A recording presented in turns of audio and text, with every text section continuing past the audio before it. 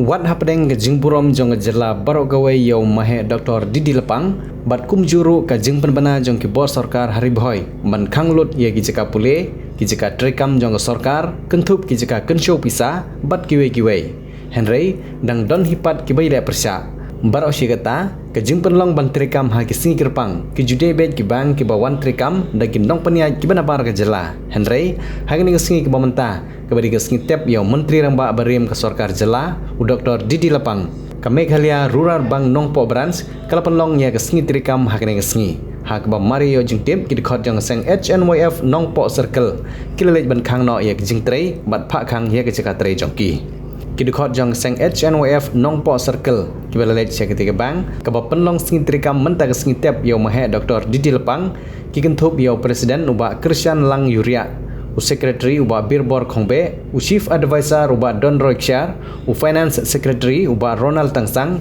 baruba don kupar lengdo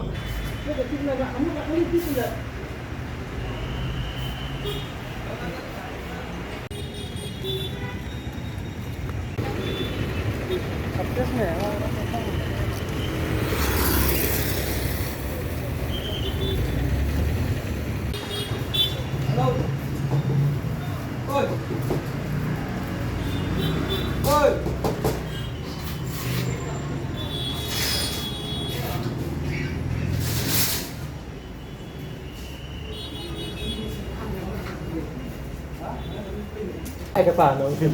Mari khubor ni lo ni mesti ni apa ya mi ni Kedai. Kelihatan. Indonesia dan Malaysia bawa apa ni dah. Kamram Jofi bala. Dia order Indonesia kamram juga bala. sila buat order.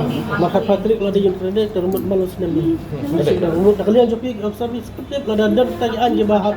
Tapi nyatran seperti kondisi pun kita ulah akau sebab akau dekat bank komplit administratif pun. Kedai. dah ini kan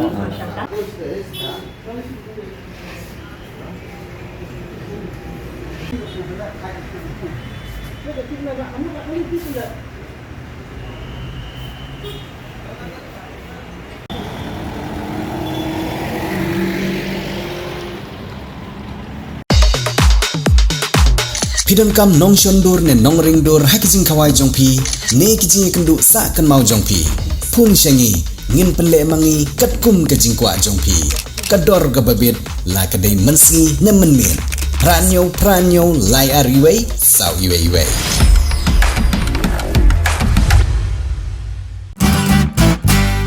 Pidon kam projector ban peni film ne pidon kam projector nak bentaki awareness program jongpi phun Sngi ni ai wai shapi pranyo lai iwei kendai hendru iwei arnyo lai